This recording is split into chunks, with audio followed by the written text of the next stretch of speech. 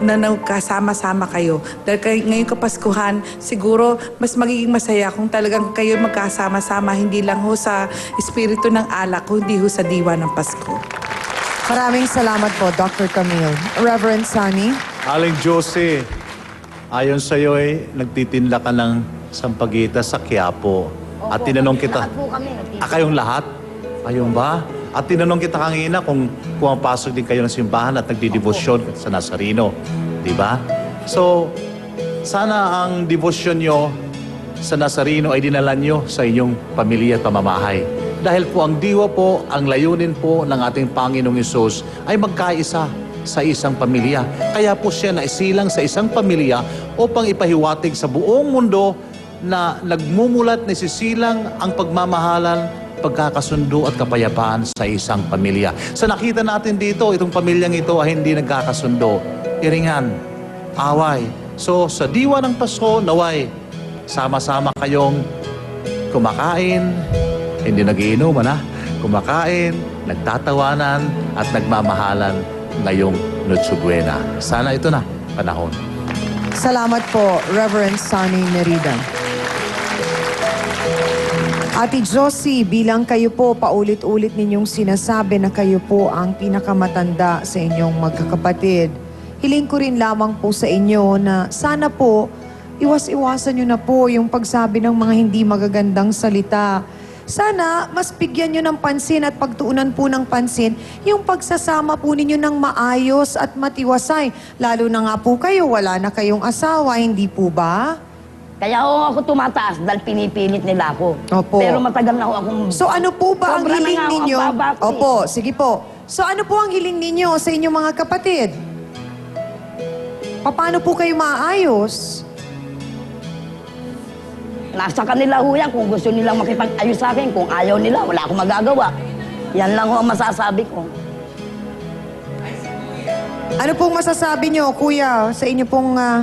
Ako, gusto ko na talagang magkaayos kami. Oho. Wala naman pong problema sa akin yun Wala. Magsasorry tapos siya yung lalaki.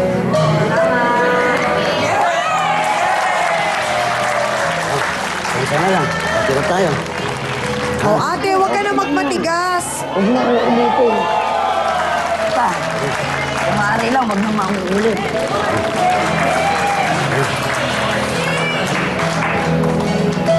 Ate, kailan ba ang huling nagsabihan man lang ba kayong magkakapatid na mahal niyong isa't isa?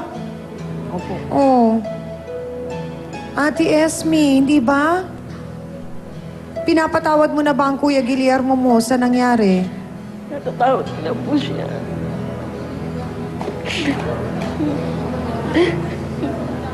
Bakit ho kayo naiiyak? Natutuwa lang ako kasi bawat isa sa amin nagkaano-ano na pusa kami. Kahit po ako umiiyak.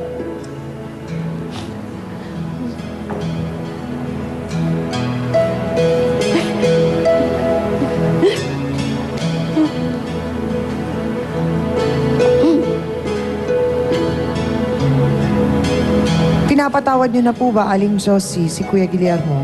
Nagpapatawad na po ako. Parang galit pa rin Pinatawad ko kayo, na po ah. sila. Parang galit pa rin kayo. Natakot po ako. Hindi po. Po? Nagpapatawad na po ako. Ganun po lang talaga ang boses ninyo. Kailan po ba ninyo huling sinabi sa inyong kapatid na mahal niyo siya?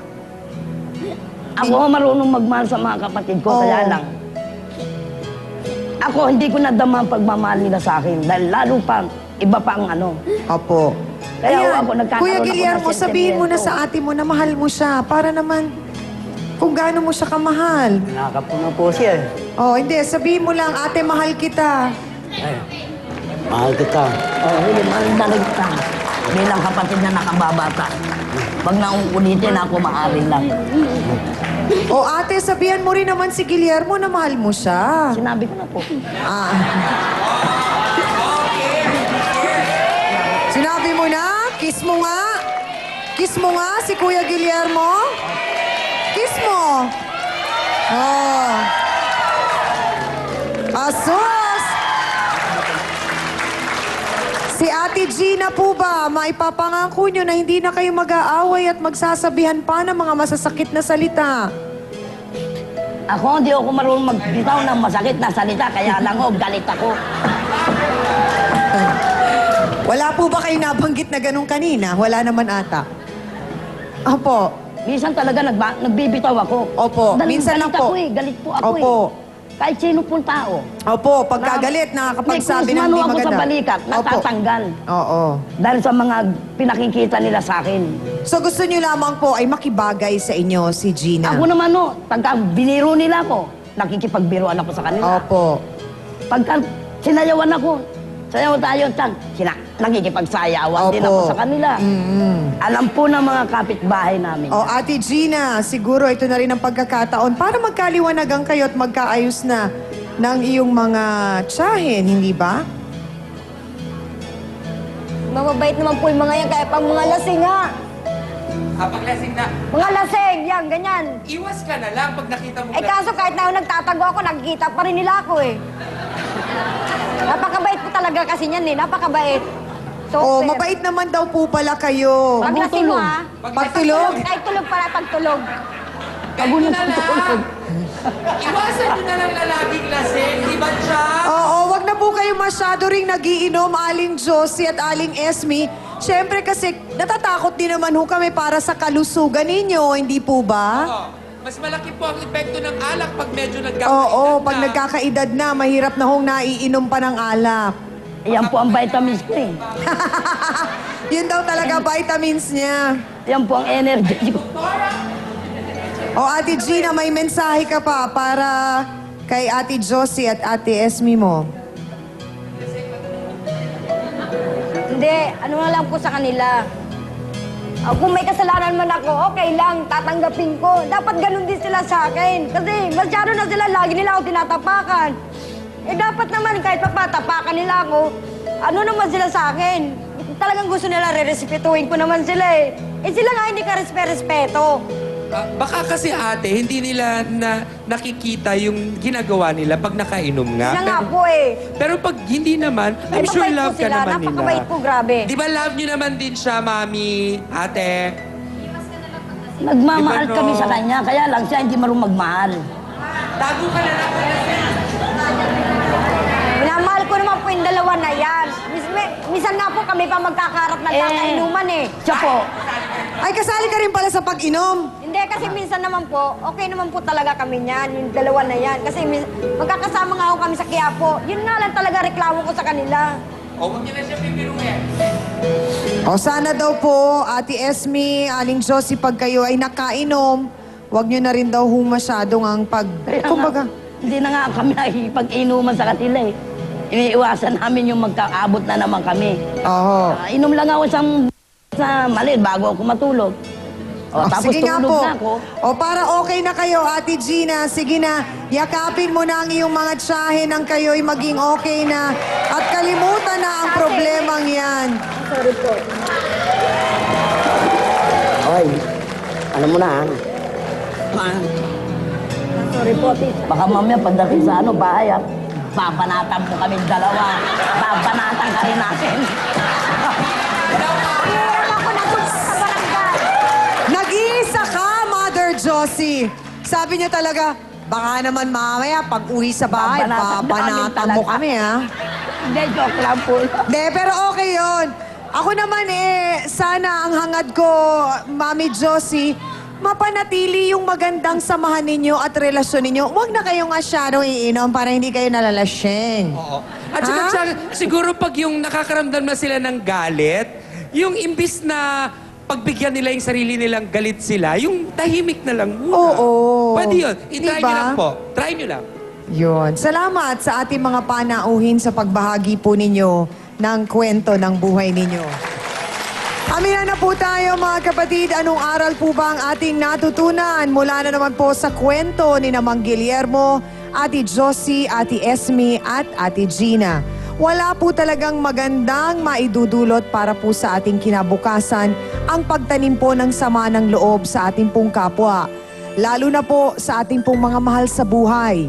Iwasan po muna sana natin na habang tumatanda tayo ay marami po tayong iniipon na mga hinanakit.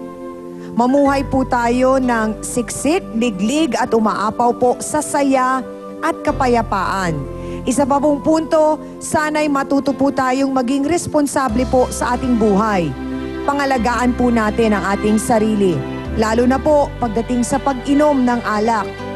Huwag po natin kalimutang maghinay-hinay po sa pag-inom ng alak dahil ilang ulit na rin po naming sinabi dito sa aming programa na wala po talaga itong magandang maidudulot po sa ating katawan at sa ating sarili. At palagi po rin natin sanang tandaan na ang ating pong pahalagahan ay ang ating pong mga kapatid. Dahil sa huli po, sila pa rin po ang ating mga kasama sa hirap man at sa ginhawa. Kaya sana po habang buhay ang inyong mga kapatid, ipakita nyo at ipadama sa kanila kung gaano nyo sila kamahal at kung gaano sila kaimportante sa inyo. Maraming salamat po sa aking co-host na si Hans Mortel, sa Dance Squad, kina B1 at B2, sa ating pong mahal na trio, Tagapayo, ang mga sausawero at sausawera sa studio, sa ating pong mga bisitang nagpaunlak ng kanilang kwento kay Mang Guillermo, Nanay Josie, Aling Gina at Aling Esme, maraming salamat po. Naway kami po ay nakatulong na maayos ang inyo pong mga hinaing. Ako po muli ang inyong Siyang Ami na laging nagpapaalala, ang problema pwede pong tawanan, pero hindi mo yan dapat talikuran. Kaya kung may problema ka, harapin mo, pag-usapan natin yan face to face. Para po sa inyo to, mga kapatid. Sinungaling ka. Tatlo kami. At hindi ko kailangan asawa mo. Niloko lang ako ng asawa mo. Kaya huwag ka Bakit magbiyak. hindi mo kailangan eh? O eh, bakit nagte-text ka pa? Nagte-text Gusto mo ako. pa nga Gusto ko makipag-date bumati sa eh. asawa niya. Akala mo ba iiwan ni Fred ang asawa niya at ang anak niya para sa'yo? O yun ang hinahangad mo na sanang mangyari?